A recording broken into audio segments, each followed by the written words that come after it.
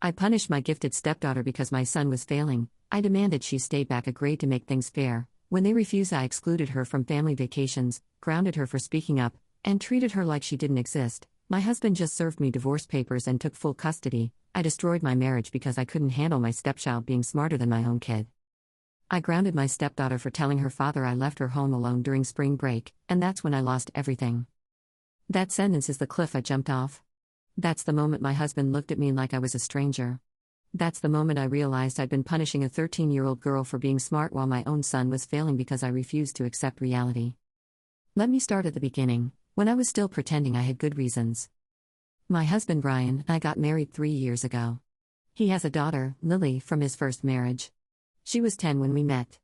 Sweet kid. Quiet. Always had her nose in a book. Her mom Rachel is a doctor, one of those high-achieving types who probably has her life color-coded in a planner. I have a son, Dylan, who was 11 at the time. He's my whole world. His dad left when he was 2. I raised him alone for 9 years before I met Marcus. Dylan's a good kid. He's funny, he's social, he loves sports. He's just not great at school. Never has been. And I was fine with that. Not every kid is academic. Dylan has other strengths. He's charming. He makes friends easily. He'll figure it out. Then Lily skipped a grade. It happened at the end of her 5th grade year. Her school called Marcus and Rachel in for a meeting. They said Lily was testing off the charts. Gifted program wasn't challenging enough. She needed to move up to 7th grade in the fall. Rachel was thrilled. Marcus was proud but worried. He asked me what I thought. I should have been supportive. I should have said congratulations, that's amazing, we're so proud of her. I didn't. Is that really a good idea? I said. She's already so young. Socially, won't this hurt her? She'll be the youngest in her class by 2 years. She's mature for her age, Ryan said. But middle school is hard. The social dynamics. I just think we should consider if this is really what's best for her. What I was really thinking, Dylan's going into 6th grade. He's barely passing. If Lily skips to 7th, she'll be ahead of him. People will compare them. Family will compare them. Dylan will look bad. But I didn't say that part out loud. Rachel overruled me anyway. Well, she didn't overrule me because I'm not Lily's parent and don't get a vote, but that's how it felt. She and Ryan decided together. Lily skipped. That fall, Lily started 7th grade. Dylan started 6th. They went to the same middle school now. And I hated it. I hated watching Lily breeze through her homework in 20 minutes while Dylan struggled for 2 hours. I hated when Ryan would help Lily with algebra at the kitchen table while Dylan sat in his room avoiding his own work. I hated when family members would say things like, "Wow, Lily, 7th grade already? You must be so smart." And then they'd look at Dylan and say, "How's school going, buddy?" With that pitying tone. Dylan started to hate it too. "Why does Lily get to skip a grade?" he asked me one night. "Because she's good at school." Am I bad at school? No, honey. You're just different. You have different strengths. Like what? I scrambled. You're good at sports. You have lots of friends. You're funny. He didn't look convinced. His grades got worse. He went from C's to D's. He stopped trying. When I'd ask about homework, he'd say, "What's the point? I'm already stupid." You're not stupid. Lily's in 7th grade and she's younger than me. That makes me stupid. I started resenting Lily. Not just resenting. Hating. This little girl who'd done nothing wrong except be smart, and I hated her for it. I started doing small things. Petty things. When Ryan would praise Lily for a good grade, I'd stay quiet. When she tried to show me a test she was proud of, I'd say that's nice without looking up. When we'd do family dinners, I'd ask Dylan about his day first. Then we'd talk about Marcus's work. Then my work. Lily would wait for her turn and I'd move on to dessert. She noticed. Kids always notice. "Why don't you like me?" she asked me once. We were alone in the kitchen. She was doing homework. I was making dinner. "What are you talking about? You never ask about my day. You never want to see my work. You only talk to Dylan." "That's not true." "It is." I slammed the pot down harder than I meant to. "Lily, I have a lot on my mind. I can't give you attention every second. Your dad is here. Talk to him." She didn't say anything else. Just went back to her homework with tears in her eyes. I felt guilty for maybe 5 minutes. Then I pushed it down and told myself she was being dramatic. Things escalated when report cards came out. Lily got straight A's. Dylan failed 2 classes. The school sent a letter home. Dylan needed to attend summer school or he'd be held back. I lost it. Not at Dylan. At the situation. At the unfairness of it all. At the fact that Lily made everything look easy while my son was drowning. This is ridiculous, I told Ryan. Dylan needs more support. The school isn't helping him. We can get him a tutor, Ryan said. A tutor costs money. Money we're spending on Lily's enrichment programs. Ryan frowned. Lily's programs are mostly covered by the gifted scholarship. Mostly. Not entirely. And it's not fair that she gets all this extra attention for being smart while Dylan gets nothing for struggling. Dylan gets attention. We help him with homework every night. You help Lily with homework. I help Dylan. Lily's homework takes 20 minutes. Exactly. So maybe she should be doing more to help out around here instead of just coasting on being naturally smart. Ryan stared at me. Are you seriously suggesting we punish Lily for doing well in school? I'm suggesting we make things more equal. By holding her back? By not treating her like she's special. The fight lasted 2 hours. We didn't resolve anything. Ryan signed Dylan up for summer tutoring. I stayed resentful. Then came the vacation. I'd been planning a trip to Florida for spring break. Disney World. The beach. A whole week. I'd been saving for a year.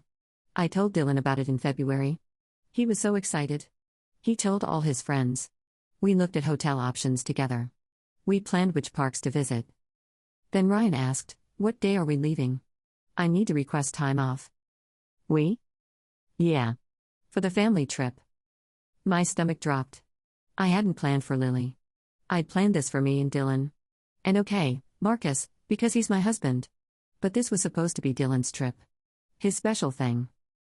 I was thinking maybe just me and Dylan this time, I said carefully. A mom and son trip. You could have a guy's weekend with your buddies or something. What about Lily? She could stay with Rachel. For a whole week during my custody time? It's just 1 week. Ryan's face went hard. You're planning a family vacation and excluding my daughter. It's not excluding. It's just a different kind of trip. You're taking Dylan to Disney World and leaving Lily at home. She can go with Rachel another time. That's not the point. We're a family. If we're doing a family vacation, everyone goes. I should have backed down. I should have said, "You're right, I'm sorry, of course Lily should come." I didn't. Dylan needs this. He's had a hard year. I want to do something special for him. And Lily doesn't deserve something special? Lily gets everything. She gets praised constantly for her grades. She gets special programs. Everyone tells her how smart she is. Dylan gets nothing. Let him have this one thing. Ryan looked at me like he didn't know me. You're jealous of a 13-year-old girl. I'm protecting my son. From what? From his stepsister existing? We fought for days. He said if Lily didn't go, he wasn't going either. I said fine. I'd take Dylan myself. You're really going to do this? He asked. Yes. He shook his head. Rachel's going to hear about this. And she's going to be furious. I don't care what Rachel thinks. You should. Because this is custody agreement stuff. And you're treating Lily like she's not part of this family. I didn't care. I was so deep in my resentment, in my need to make Dylan feel special, that I couldn't see what I was doing. Spring break came. I took Dylan to Florida. Just the 2 of us. Ryan stayed home with Lily. Except he didn't. He had to work 3 of those days. Emergency project. He asked if Lily could stay with me and Dylan. I said no. She's 13, I said. She can stay home alone for a few hours. For 3 full days? She's mature, right? Everyone says how mature she is. She's 13. Then call Rachel. Rachel's at a medical conference in Chicago. Then I don't know what to tell you. He stared at me for a long moment. You're really going to leave her alone? She'll be fine. I hung up. I turned off my phone. Dylan and I went to Magic Kingdom. Lily stayed home alone for 3 days. She was scared. She didn't tell Marcus because she didn't want to worry him while he was at work. She rationed the food in the fridge. She barely slept. And then she made the mistake of telling her dad when he got home. Ryan called me. I'd never heard him that angry. You left a 13-year-old alone for 3 days. She was fine. She was terrified. She cried herself to sleep. She thought something was going to happen and no one would find her. She's being dramatic. She's a child. A child you're supposed to be helping parent.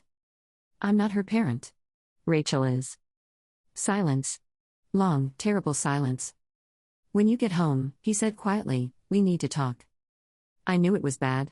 But I didn't know how bad. I got home. Dylan ran to his room to unpack. I walked into the kitchen. Ryan and Lily were sitting at the table. Rachel was there too. My stomach dropped. What's going on? Rachel spoke first. Her voice was ice. You left my daughter alone for 3 days during a family vacation she was excluded from. She was fine. She was 13 and terrified. She could have called you. I was at a conference. Marcus was working. You were her emergency contact and you turned off your phone. I looked at Marcus. He wouldn't meet my eyes. We're modifying the custody arrangement, Rachel said. Lily will stay with me during your weeks until further notice. You can't do that. I already did. Ryan agreed. I looked at him. You agreed? He finally looked at me. His eyes were empty. I can't trust you with her. She's fine. She's sitting right here. She's fine. She's not fine, Marcus said. And neither are you. Lily hadn't said a word. She just sat there, staring at her hands, tears running down her face. I should have apologized. I should have gotten on my knees and begged for forgiveness. Instead, I doubled down. This is ridiculous. I'm being punished for trying to do something nice for my son. You excluded and neglected my daughter, Marcus said. She's not my daughter. The room went silent. Lily stood up and left. Rachel followed her. Ryan stayed. Pack a bag, he said. What? Pack a bag and go stay somewhere else. I need you out of this house tonight. You're kicking me out? I'm asking you to leave before I say something I can't take back. I left. I stayed at my sister's. I told myself Ryan would cool down. We'd talk. We'd work it out. We didn't. 3 days later, I got served with divorce papers. The divorce papers cited irreconcilable differences and requested full custody of our household during the separation period. I didn't understand what that meant until my lawyer explained it. Ryan wanted me out of the house permanently. He wanted to keep living there with Dylan and Lily during his custody time. He wanted me to find my own place. He can't do that, I said. Dylan is my son. He's not asking for custody of Dylan. He's asking that when Dylan is with him, Dylan stays at the marital home. When Dylan is with you, Dylan goes to your residence. So I have to move out of my own house? It's his house. He owned it before you married. I'd forgotten that. We'd never added my name to the deed. He'd said we'd do it eventually. We never did. I fought it anyway. I hired a lawyer I couldn't afford. I drained my savings. I told everyone who would listen that Ryan was overreacting, that I'd made one mistake, that he was choosing his ex-wife over me. No one agreed with me. My sister listened to the whole story and then said, you left a 13-year-old alone for 3 days because you were jealous she's smarter than Dylan. I'm not jealous. Yes, you are. And you've been taking it out on that little girl since the day you met her. That's not true. Isn't it? Be honest. Have you ever been happy about anything Lily accomplished? I couldn't answer. My mom was worse. She'd always liked Ryan. She'd met Lily a few times and thought she was sweet. You need to fix this, Mom said. How? He won't even talk to me. Apologize. To Lily. To Marcus. To Rachel. Get on your knees and apologize. For what? For wanting my son to feel special? For punishing a child for being smart. For treating her like an inconvenience. For leaving her alone because you couldn't stand to bring her on vacation. I didn't punish her. What do you call it then? I didn't have an answer. Dylan didn't understand at first. He was 14, wrapped up in his own world. He knew we'd gone on vacation without Lily. He thought it was weird but didn't question it. He knew Mom and Dad were fighting but figured we'd work it out. Then Ryan sat him down and explained we were getting divorced. Dylan came to my sister's apartment where I was staying. He was crying. Why are you and Marcus splitting up? I wanted to tell him the truth. That Ryan was overreacting. That I'd done nothing wrong. That this was all Lily's fault for being too sensitive. But I looked at my 14-year-old son, tears streaming down his face, and I couldn't do it. We had a disagreement about how to handle some family stuff. About Lily? My heart stopped. What makes you say that? Ryan said you left her home alone when we went to Florida. He said that wasn't okay. She was fine. She's my age, Mom. I wouldn't want to stay home alone for 3 days. You're different. How? I didn't have an answer for that either. The divorce moved forward. Ryan was coldly polite. We communicated through lawyers. He kept the house. I found a small apartment 20 minutes away. Dylan split time between us. Week on, week off. The weeks he was with me, I'd pump him for information about Lily.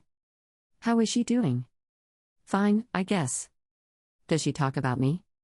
No. Does Marcus talk about me? Mom, please stop. I couldn't stop. I was obsessed. I needed to know if Lily was suffering. If she felt guilty. If she understood what she'd done to my marriage. She hadn't done anything. I knew that logically. But emotionally, I blamed her for everything. Dylan's grades didn't improve. They got worse. He failed 3 classes that semester. I got called in for a meeting with his teachers and the school counselor. Dylan is struggling, the counselor said.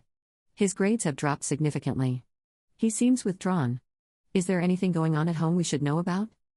I told them about the divorce. They nodded sympathetically. That would explain it. Divorce is hard on kids. Is he in therapy? No. We'd recommend it. He's showing signs of depression. Depression? My baby was depressed and I'd been so wrapped up in my own drama that I hadn't noticed. I signed him up for therapy. The therapist said I couldn't be in the sessions, but she'd give me updates with Dylan's permission. After the 3rd session, she called me in. Dylan talks a lot about fairness, she said. Fairness? He feels like things aren't fair. That other kids have it easier. That he's not as smart as other people. That he'll never be good enough. My chest tightened. Where is this coming from? The therapist looked at me carefully. He mentioned a stepsister. Lily. What about her? He says you used to talk about how unfair it was that she was smart. That she got to skip a grade. That she made him look bad. The room spun. I never said that. Maybe not in those words. But Dylan internalized something. He believes his worth is tied to being better than Lily. And since he can't be better academically, he feels worthless. I started crying. The therapist handed me tissues. I was trying to make him feel better. By making someone else the villain? I just wanted him to know he was special. He is special. But not because he's better than someone else. He's special because he's Dylan. And until he believes that, these feelings won't go away. I left that session and sat in my car for an hour. Everything I'd done to protect Dylan had hurt him worse than anything Lily ever could have. I'd made him compare himself to a 13-year-old girl. I taught him that her success meant his failure. I'd planted the idea that he wasn't good enough. And then I destroyed his family to protect him from a comparison I'd created. I tried to reach out to Ryan. I sent him an email explaining what the therapist said. Asking if we could talk. Asking if there was any way to fix this. He responded, I'm glad Dylan is in therapy. I hope it helps. But you and I are done. Please only contact me about Dylan's schedule. I tried to apologize to Lily. I sent a letter to Rachel's house. Dear Lily, I'm sorry for how I treated you. I was wrong. I let my own insecurities hurt you, and that's not okay. You didn't deserve any of it. I hope someday you can forgive me. Rachel sent it back unopened with a note, Lily doesn't want contact with you. Please respect that. The divorce was finalized 8 months after Ryan served me papers. I lost the house. I lost Ryan. I lost any relationship I might have had with Lily. And worst of all, I damaged Dylan in ways I'm still discovering. Dylan's in therapy twice a week now. He's on medication for depression and anxiety. His grades are still terrible. He talks about dropping out. Ryan got engaged to someone new. A kind woman named Sarah who teaches at Lily's school. Dylan met her and said she's nice. She asks about his interests. She doesn't compare him to anyone. Lily's in high school now. She's 15, in 11th grade, taking college-level courses. I see updates occasionally when Dylan mentions her. Lily got into some summer program at MIT. That's great. Yeah. Sarah's really proud of her. Sarah? Not me. Sarah gets to celebrate Lily's achievements. Sarah gets to be the stepmom who supports instead of resents.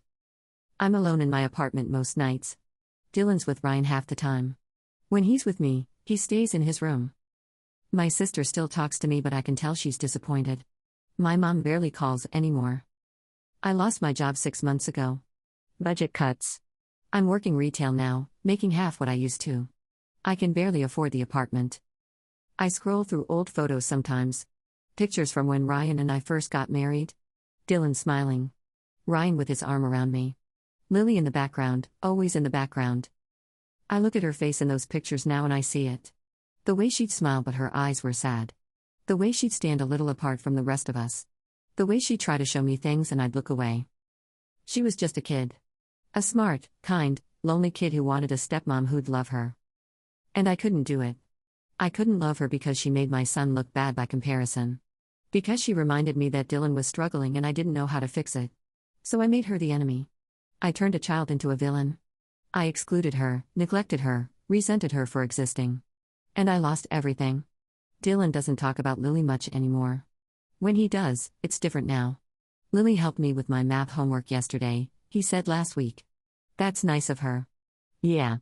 She's actually really cool. I was kind of mean to her before because I thought she was showing off. But she's not. She's just smart. And she doesn't make me feel bad about it. I'm glad. Sarah says everyone's good at different things. Lily's good at school. I'm good at other stuff. What stuff? I don't know yet. But we'll figure it out. He said we'll. Him and Sarah and Ryan and probably Lily. Not me. I'm not part of the we anymore. I did this. I destroyed my family because I couldn't handle my stepchild being smarter than my own kid. I punished a little girl for being gifted. I taught my son that his worth depended on being better than someone else. And now I'm here. Alone. Working a job I hate. Barely seeing my son. Blocked by my ex-husband. Erased from my stepdaughter's life. Everyone moved on without me. Dylan's getting better. Slowly, but he's getting better. He talks about maybe trying community college. Maybe finding something he's passionate about. Maybe it's okay that he's not academic. Ryan is happy. I can tell from the few times I've seen him at Dylan's school events.